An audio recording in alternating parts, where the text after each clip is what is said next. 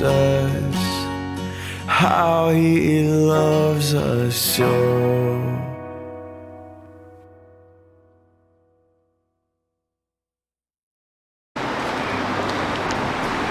So we're on our way to church. Olivia woke up finally. Good morning. Today's gonna be a really awesome day. We're going to church and we have a friend that's getting baptized today. This is our church mustard scene in Osaka.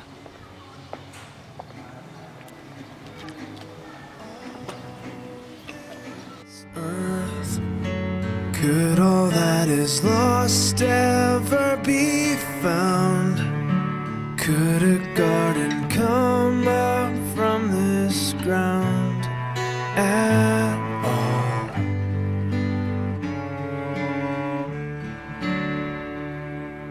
You make beautiful things, you make beautiful things out of the dust. You make beautiful things, you make beautiful things out of us.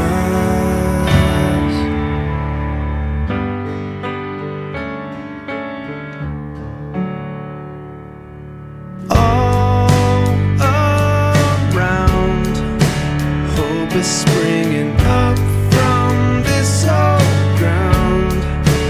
Out of chaos, life is being found in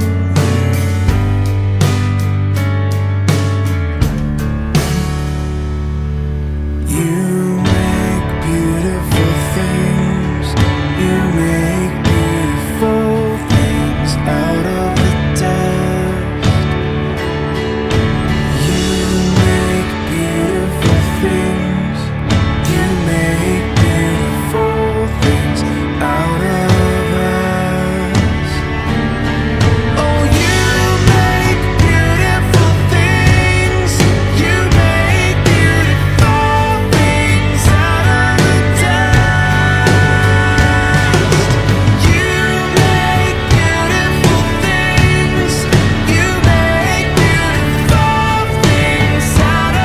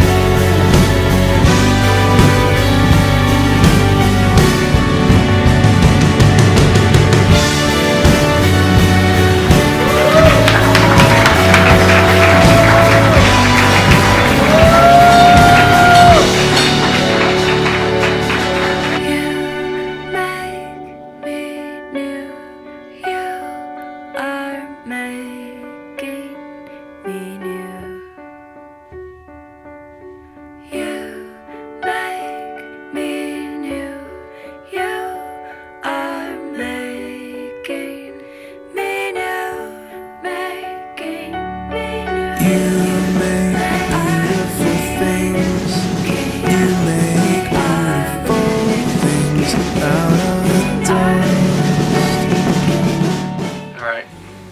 Hi everyone. Thank you for watching our second video. Thank you for the support and all the messages and comments and everything that we've been getting. One of the questions that we've got a few times since we put our first video was about being a married couple, an international married couple in Japan. Like, how has that changed the way that I think, or the way that we think as a couple? And to be honest, I think the fact that I'm American and she's Japanese hasn't made that big of a, I mean, it has its challenges and its blessings and its differences. However, that's not really what's really changed in the way that I think or the way that we think. The biggest thing that's changed in me is the whole mentality of sacrifice. You know, a lot of people get hung up in the Bible. It says that women or wives should submit to their husbands, and that's where they stop. They don't really see what that means, and then people get all bent out of shape, and they don't continue to see where it says that husbands to lay down your lives the way that Christ did for this church. Now, I think it's a really easy thing to say, oh yeah, if someone put a gun up to my wife, I would gladly take a bullet for her. That's so easy. That's a very easy thing, actually. I think it's very difficult to do that on a daily basis, though. What I mean by that is that, like I said, it's easy to say, oh, I'll jump in front of the train for her, I'll take the bullet for her. But it's a lot harder to hold your tongue. It's a lot harder to put someone else's desires or needs or wants above yours when you start getting tired, when you start getting angry, frustrated, when the pride starts kicking in. It's really easy to die on the big scale, but it's really difficult to die on a daily basis. And that's something we both have been learning, to lay each other down in order to love each other more, to be an example for our baby, and to flourish as a married couple. I think another thing that we've taken from being married here is the whole concept of the covenant. It's a lot like being, like you saw in the video, being baptized and being married. There's a lot of similarities there. A lot of people walk into a relationship with a consumer-based mentality. This concept is not my own. This is something I heard from a message from Pastor Tim Keller. He's awesome. But yeah, they come into relationships with a consumer mentality. What I mean by that is they come in walking and thinking that I will do my part as a husband, I'll do my part as a wife, I'll do my part in the relationship as long as you fulfill your end of the bargain, as long as you do the same for me, as long as you play your role. But as long as when that stops, I mean, yeah, I stop playing my role. And that's not, I know it's a controversial thing to say, but I don't believe that's how we should walk into marriage. A consumer relationship is one like when you go to a restaurant. It's like, I'll keep going to this restaurant as long as they serve the food that I like at the prices that we can afford, good environment, so on and so forth. The second the food starts getting bad, or the price goes up, or whatever, maybe we won't go there as much. And again, I don't think that's the way that we should look at marriage or other relationships of that significance. Now, a covenant relationship means that you vow to fulfill your role in the relationship, even if the other person fails at theirs. You say, listen, I put your needs, I put our relationship, I put all this above mine. Now, this can't be one way. If it's one way, it's abusive. It's exploitive. But if you have two people at the same time with that mentality saying, I'm putting you before I'm putting your needs before my needs, I'm putting what we're doing together above my pride, then you have something beautiful. And I'm not gonna lie, we do not know how to do that. We're trying, we're learning how to do that. It's a process, but it's beautiful. It's not easy, but it's good. Along the same lines, like marriage and baptism, Christianity, all that, it's not an addition to your life. When you get married, it's not just an add-on. It's not an app.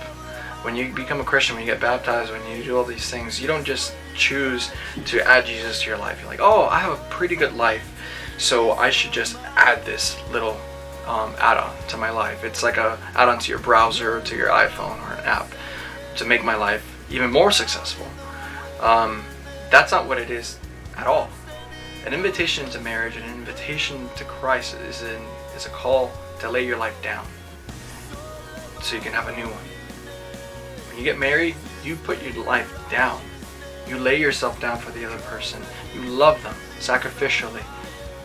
Same thing with Christ. When you become a Christian, it isn't because you are going to go get a better car, a better relationship, your problems are going to go away. That's not it at all. When you finally realize the beauty of grace, it's a calling to lay your life down.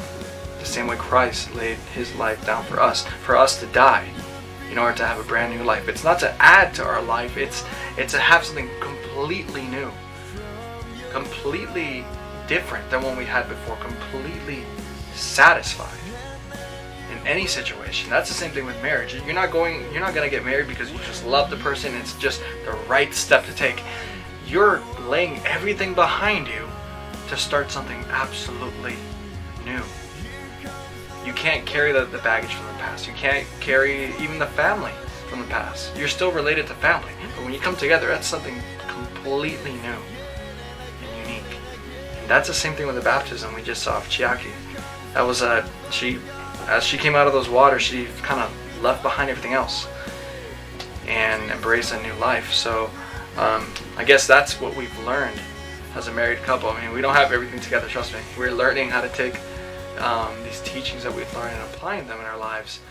But it's a process that we're very blessed to be a part of. Guys, thank you so much for all the support that you've given us here in Japan. There's a lot of changes coming up here very, very soon, and we're excited to videotape them and put them out there for you guys. If you have any more questions, if there's anything you guys want to see about Japan, anything else like that. Actually, right now we're in the middle of a typhoon. We're kind of in the clearing right now. I can turn the camera around. And something really cool that I like about Japan is every time there's a storm or rain or something, it's like everything gets like an HD. Let's see what that looks like. Everything gets like super clear. But yeah, the sky is kind of dark a little bit. We're going to be getting some heavy rain. There's flooding in South Japan. But you know what? We're going to be fine. Anyway, guys, thank you again for all the support and all the love and everything. We'll be uploading a new video pretty soon. Thank you. If you want to see more videos, please subscribe or hit the like button. And yeah, see you soon. What's this warmth on my face?